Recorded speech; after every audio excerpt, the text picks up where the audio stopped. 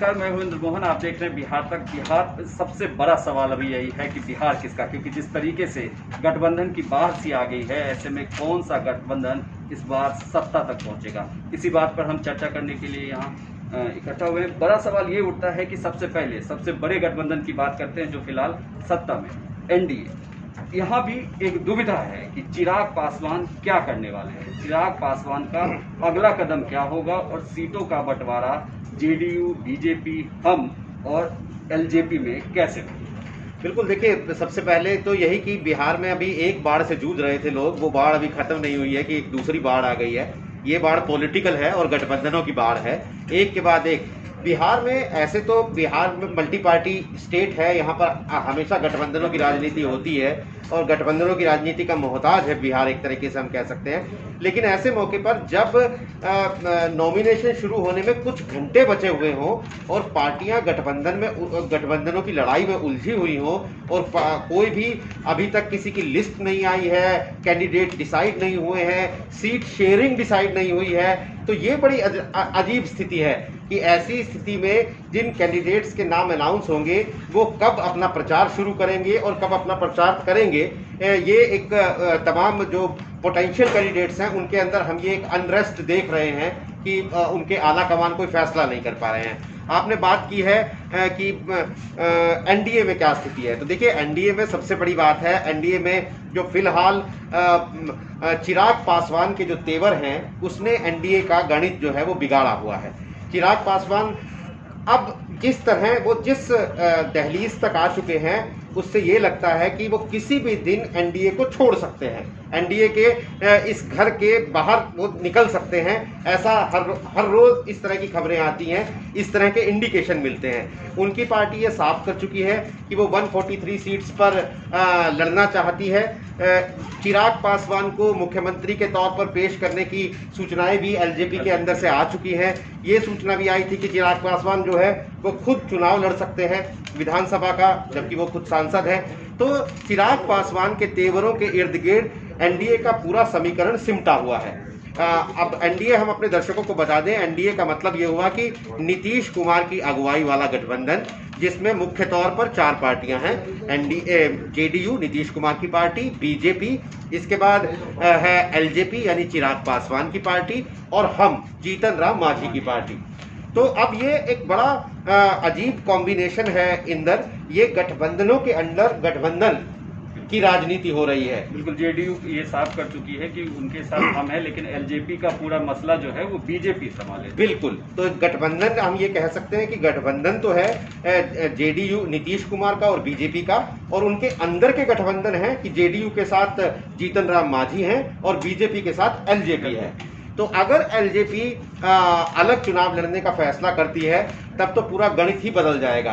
और जब एलजेपी ये कह रही है कि हम 143 सीट्स पर अपने कैंडिडेट उतारेंगे, तो उसका साफ मतलब है कि वो अगर 143 सीटों पर उतारते हैं तो इसका मतलब है कि वो बीजेपी के साथ अपने कैंडिडेट्स को नहीं टकराएंगे, वो बीजेपी को एक वॉक ओवर देंगे वहां पर। लेकिन साथ में जब एलजेपी ये तेवर दिखा रही है तो हमने भी ये तेवर दिखाए। जीतन राम मांझी की पार्टी ने भी कहा है कि अगर ऐसी बात है तो फिर एलजेपी के उम्मीदवारों के खिलाफ हम के उम्मीदवार खड़े होंगे।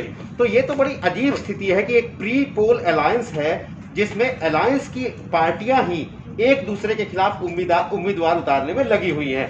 तो एनडीए की स्थिति फिलहाल सब कुछ टिका हुआ है एलजेपी के फैसले पर, चिराग पासवान के फैसले पर। चिराग पासवान और बीजेपी के राष्ट्रीय अध्यक्ष जेपी नड्डा की बातचीत होनी है, वो लगभग कल भी उन्होंने बात की थी, आज भी उनकी बात होनी है। उस बातचीत में क्या तय होता है इस पर डिपेंड करेंगी सब बातें। हालांकि बीजेपी के शाहनवाज हुसैन ने आज भी ये कहा है कि कोई मतभेद नहीं है और एलजेपी को हम मना लेंगे और सीट शेयरिंग का जो फॉर्मूला है वो निकलकर सामने आ जाए। बिल्कुल, गिरिराज सिंह ने भी इसी तरीके की बात कही थी कि चिराग पासवान जो है वो एनडीए का हिस्सा बने रहेंगे। अब बात करते हैं दूसरे बड़े गठबंधन की, क्योंकि 2015 में सिनेरियो कुछ और था महागठबंधन का, लेकिन इस बार सिनेरियो बिल्कुल बदला हुआ है और यहाँ भी पेच वही फंसी हुई है, कांग्रेस के सीटों की डिमांड होगी। और तेजस्वी लगातार बातचीत कर रहे हैं, लेकिन अभी अब खबर निकल कर ये भी आई है कि बिहार के कांग्रेस के आला नेताओं को दिल्ली तलब किया गया है कि वो क्या डिमांड कर रहे हैं और कैसे ये सीटों का निष्कर्ष निकलेगा कि कितने सीटों पर आरजेडी चुनाव लड़ेगी, कितने सीटों पर कांग्रेस चुनाव लड़ेगी, वीआईपी कितने सीटों पर चुनाव लड़ेगी, और इस बार लेफ्ट पार्टी को भी आरजेडी ने साथ रखा हुआ है, तो ये महागठबंधन कैसे आगे बढ़ेगा? देखिए, एक तो ये महागठबंधन शब्द हम लोगों ने 2015 के चुनाव से उठाया और हम उसे कैरी कर रहे हैं। दरअसल ये आरजेडी गठबंधन है। महागठबंधन उस वक्त था क्योंकि नीतीश कुमार और लालू प्रसाद यादव और कांग्रेस पार्टी एक साथ थे, तो ये वाकई महागठबंधन शब्द को जस्टिफाई करता था वो गठबंधन। तो अब ये मोटे तौर पर आरजेडी गठबंधन है, जिसमें सबसे बड़ी पार्टी आरजेडी है, उसके साथ कांग्रेस पार्टी है और उसके अलावा फिर छोटी पार्टियां हैं। मुकेश साहनी की वीआईपी है, लेफ्ट पार्टी है या फिर एनसीपी है। तो यहाँ पर भी देखिए, सब इनके साथ उपेंद्र कुशवाहा भी अभी तक इस गठबंधन का हिस्सा थे, लेकिन वो अलग हो गए, हम उन पर आएंगे इसके बाद। लेकिन यहाँ पर भी जो स्थिति है इंदर, यहाँ भी गठबंधनों के अंदर गठबंधन वाली एक स्थिति है। यहाँ पर भी आरजेडी और कांग्रेस पार्टी जो है वो मेन पार्टी हैं। उसके बाद वाम दल जो हैं, जो लेफ्ट पार्टियां हैं, वो आरजेडी के साथ गठबंधन में है एक तरीके से, और जो एनसीपी जैसी पार्टी है वो कांग्रेस पार्टी के साथ गठबंधन में है। और जो मुकेश साहनी की वीआईपी है, जो मल्लाह सन ऑफ मल्लाह खुद को कहते हैं, 20-25 सीटों पर वो डिमांड कर रहे हैं, तो उनके हिस्से इसी उथल पुथल में जो उनके हिस्से की जो सीटें हैं वो दर्जन भर से ज़्यादा और 20 के आसपास तय होनी है। तो महागठबंधन का कुल मिलाकर जो गणित है वो भी अभी अटका हुआ है। एनडीए की तरह ही यहाँ पर भी जो दोस्त हैं वो दोस्त तो हैं, लेकिन वो अपनी दोस्ती को एक शक्ल नहीं दे पा रहे हैं। वो सीट शेयरिंग का फॉर्मूला अभी तक तय नहीं कर पाए। बिल्कुल, जैसे आपने बात की उपेंद्र कुशवाहा की, तो वहीं से शुरू करते हैं। उपेंद्र कुशवाहा ने भी आज बीएसपी के साथ एक गठबंधन बना लिया है।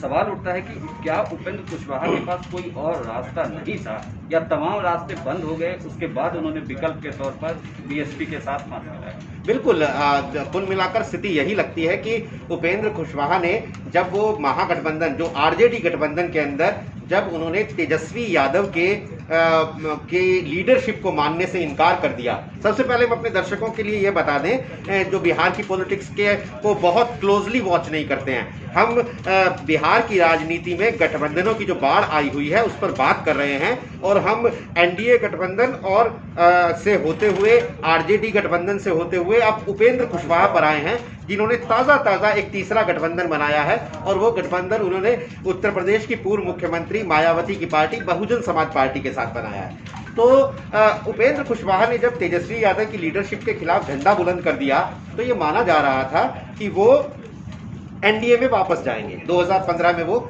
उनके साथ थे। लेकिन और खास बात यह है कि ये भी माना जा रहा था कि इस बार एनडीए में उन्हें साधने के लिए बीजेपी नहीं बल्कि नीतीश कुमार की जेडीयू को लगाया गया है। लेकिन आज जब उन्होंने प्रेस कॉन्फ्रेंस की, लेकिन वहाँ पहले से ही सीटों को लेकर इतनी मार मची हुई है, जो पुराने साथी हैं वही अपनी सीटें तय नहीं कर पा रहे हैं। तो बाहर से मतलब यह है कि जब घर वालों का ही खाना तय नहीं हो पा रहा है तो पड़ोसी को बुलाकर कहाँ से खिला लेंगे भाई। तो इसलिए वहाँ पर उनकी बात नहीं बनी, और आखिरकार कोई रास्ता ना बचते हुए उन्होंने माफ़ कीजिएगा, तो उन्होंने एक तीसरा मोर्चा बनाया है। तीसरे मोर्चे में मायावती के वो हाथी पर सवार हुए हैं, और हाथी पर सवार होकर खुद को मुख्यमंत्री के तौर पर पेश कर रहे हैं बिहार के इस चुनाव में। ये बात तय है कि उनके पास कोई रास्ता नहीं था। ये बात भी तय है कि मंजिल भी कोई उनकी बहुत दूसरा गठबंधन उन्हें बहुत ज्यादा तरजीह दे भी नहीं रहा था। कोई गठबंधन उन्हें तरजीह दे नहीं रहा था। तो वो सीटें जो ग्राउंड पर जो स्थिति है उसमें उनके हिस्से कितनी सीटें आएंगी, इस पर एक बड़ा सवाल है।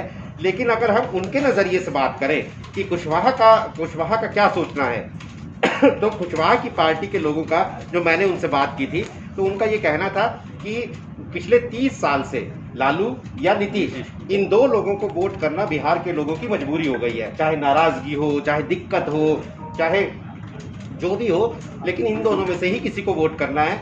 बीजेपी जैसी पार्टी 2014 के बाद जो अचानक पूरे देश में जिसका फैलाव हुआ, वो भी एक तीसरा विकल्प देने की स्थिति में नहीं आ पाई बिहार के अंदर।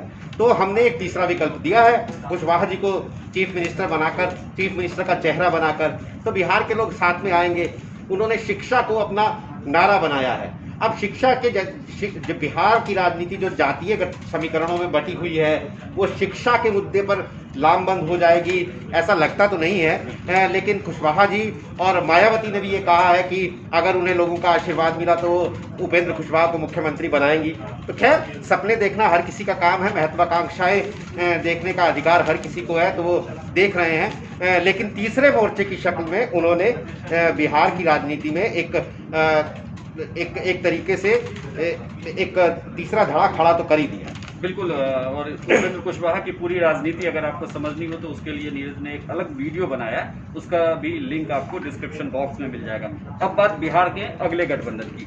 अगला गठबंधन पप्पू यादव ने किया है। उन्होंने प्रोग्रेसिव डेमोक्रेटिक अलायंस बनाया है, पीडीए, जिसमें दलित नेता है चंद्रशेखर आजाद की पार्टी बीएमपी और social democratic party of India शामिल है। तो क्या पप्पू यादव किसका खेल बिगाड़ने वाले हैं इस बार? पप्पू यादव ने चंद्रशेखर, जो कि पश्चिमी उत्तर प्रदेश में दलितों की राजनीति करते हैं, उनकी पार्टी जो है आज़ाद समाज पार्टी, उसके साथ गठबंधन किया है। इसके अलावा एक एसडीपीआई या फिर बहुजन मुक्ति पार्टी के तौर पर बहुत छोटी छोटी पार्टियां जिन्हें आंचलिक पार्टियां कह सकते हैं, वो इस गठबंधन में शामिल हुई हैं, पीडीए में। तो पप्पू यादव की देखिए पूरी पॉलिटिक्स का सीमांचल और कोसी इलाके में है। अब वो मधेपुरा और पूर्णिया से सांसद रहे हैं, तो वो जो इलाका है वहाँ पर मुस्लिम और यादव का एमवाई गठबंधन का, लालू यादव की पार्टी जो राजनीति करती है वो उसी इलाके की, तो वहाँ पर मुस्लिम और यादव का गठबंधन जो है वो उसी के अंदर उसी की राजनीति वो करेंगे, और दलित और चंद्रशेखर की वजह से दलितों के वोट थोड़े बहुत काटेंगे। तो इसका सीधा फायदा जो है वो एनडीए को मिलने वाला है। वो एक तीसरा मोर्चा बना रहे हैं, वो नीतीश कुमार को पानी पी पी कर गालियां दे रहे हैं, उनकी आलोचना कर रहे हैं, लेकिन अल्टीमेटली वो फायदा नीतीश कुमार को ही पहुंचाने जा रहे हैं। जब ये वोटों का, वैसे भी ये पूरे देश में हमने पिछले कई सालों में देखा है कि जैसे जैसे ज़्यादा पार्टियां होती हैं, जब ज़्यादा पार्टियां हो जाती हैं तो उसका फायदा बीजेपी या बीजेपी के गठबंधन को होता है। बीजेपी को हमेशा वहां दिक्कत होती है जहां उनकी सीधी फाइट होती है, जैसे मध्य प्रदेश में, जैसे राजस्थान में, जैसे छत्तीसगढ़ में, कमोबेश हरियाणा, हालांकि हरियाणा में तो चौटालाओं के तौर पर एक तीसरी ताकत है, लेकिन सीधी फाइट में बीजेपी को दिक्कत होती है। जैसे जैसे ज़्यादा पार्टियां, ज़्यादा गठबंधन होते हैं, फायदा बीजेपी और उसके गठबंधन को होता है। बिल्कुल। अब बात करते हैं बिहार के अगले गठबंधन की। ये गठबंधन भी जो है वो पप्पू यादव की तरह उसी क्षेत्र में एक्टिव होने वाला है, सीमांचल के क्षेत्र में। और ये गठबंधन एआईएम के नेता हैं असुद्दीन ओवैसी। उन्होंने देवेंद्र प्रसाद यादव जो पहले केंद्रीय मंत्री थे बिहार में, उनकी पार्टी है समाजवादी जनता दल, उसके साथ एक अलायंस बनाया जिसे इन्होंने नाम दिया है यूडीएसए, यूनाइटेड डेमोक्रेटिक सेकुलर अलायंस। तो इस बार ओवैसी कितना, क्योंकि ओवैसी अगर बात करें तो लोकसभा चुनाव में उन्होंने काफी इम्पैक्ट डाला है उस क्षेत्र में। देखिए, ओवैसी पूरे देश में जहां जहां मुस्लिम पॉलिटिक्स है, मुस्लिम मतदाताओं की जो संख्या है वो ज़्यादा है, वहाँ वहाँ ओवैसी अपने पांव फैला रहे हैं। हमने देखा था वो हैदराबाद की 7 सीटों पर लड़ते हैं जुम्मा जुम्मा, लेकिन अगर आप उनकी पार्टी की सीटें ना देखें और आप सिर्फ अगर टीवी देखते हैं या ट्विटर देखते हैं तो आपको लगेगा कि ओवैसी साहब जो है वो देश के बहुत बड़े नेता है और सारे देश में उनकी राष्ट्रीय पार्टी है जो हर जगह से लड़ती होगी, लेकिन वैसा है नहीं। इसके बावजूद ओवैसी की पार्टी ने महाराष्ट्र में चुनाव लड़ा, वहां पर खाता खोला और अपने प्रदर्शन से वाकई लोगों को चौंकाया था। बिहार की अगर बात करें तो किशनगंज, जो कि एक मुस्लिम बहुल इलाका है, वहां पर 3 लाख से ज्यादा वोट उन्होंने लिए थे। उपचुनाव में खाता खोला अपना बिहार में। बिहार जैसे स्टेट में ये माना जाता था कि कहां हैदराबाद से आकर ओवैसी अपना कुछ कमाल दिखा पाएंगे, लेकिन मुस्लिम बेल्ट के अंदर ओवैसी अपनी जड़ें धीरे धीरे फैला रहे हैं, वोट भी ले रहे हैं, सीट भी ले रहे हैं। तो ये वही सीमांचल का इलाका है जो मुस्लिम और यादव की जहां पर बहुलता है, ये वहीं पर सीटें लड़ेंगे, वहीं पर लड़ेंगे और वहीं पर अपना वोट, जो भी अपनी ज़मीन है वो तलाशेंगे बिहार की विधानसभा चुनाव में। कुल मिलाकर नुकसान करने की बात जो है ये वहीं आती है कि ये पप्पू यादव का वही वोट बैंक है एक तरीके से, जिसमें ओवैसी सेंध लगाएंगे, और यही वोट बैंक आरजेडी का है, तो आरजेडी के वोट बैंक में ही सेंध लगेगी। तो कुल मिला के दोबारा फायदा एनडीए को फायदा होगा। लगातार हम बिहार के समय का जिक्र कर रहे हैं, गठबंधनों की। बिहार में जितने भी गठबंधन बने, एक और शख्स का जिक्र करना जरूरी होता है बिहार की राजनीति में। पहले बीजेपी के दिग्गज नेता रहे हैं, यशवंत सिन्हा केंद्रीय मंत्री भी रहे हैं। वो भी लगातार कोशिश कर रहे हैं छोटे छोटे दलों को मिलाकर एक मोर्चा बनाने की। क्या आपको लगता है कि यशवंत सिन्हा कोई असर डाल पाएंगे इस विधानसभा चुनाव?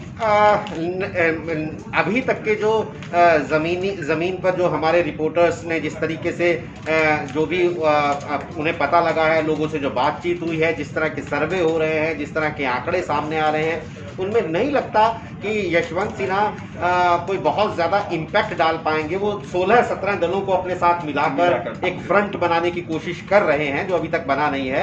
लेकिन वोट की स्थिति में वो ज़्यादा वोट नहीं ले पाएंगे, और जो वोट वो लेंगे वो भी सरकार विरोधी वोट ही होगा। वो सरकार से जो लोग नाराज होंगे, जो मौजूदा सरकार से नाराज लोग हैं, वो ही यशवंत सिन्हा के धड़े को वोट देंगे। यानी जो विपक्ष का वोट है वो उसी के अंदर से एक बार आरजेडी का ही वोट काटेंगे। बिल्कुल, वो जो विपक्ष का वोट है उसी के अंदर वो सेंध लगाएंगे, जो भी थोड़ी बहुत है, और उसका भी फायदा घूम फिर कर जो है एनडीए को और नीतीश कुमार को होगा। बिल्कुल, लगातार हम ये बात कर रहे थे कि बिहार में जिस तरीके से गठबंधन बन रहा है, हर गठबंधन क्या कहता है और इस गठबंधन से फायदा किसे मिलने वाला है। बिहार तक पे लगातार इस तरीके का विश्लेषण लेकर हम आते रहेंगे। हर पार्टी की राजनीति हम आपको बता रहे हैं, और चुनाव से जुड़ी हर एक खबर आप देखने के लिए बिहार तक के पेज पर आएँ। अगर आपने इसे अभी तक सब्सक्राइब नहीं किया है तो सब्सक्राइब जरूर कर लें, और अगर फेसबुक पर देख रहे हैं तो लाइक करना ना भूलें।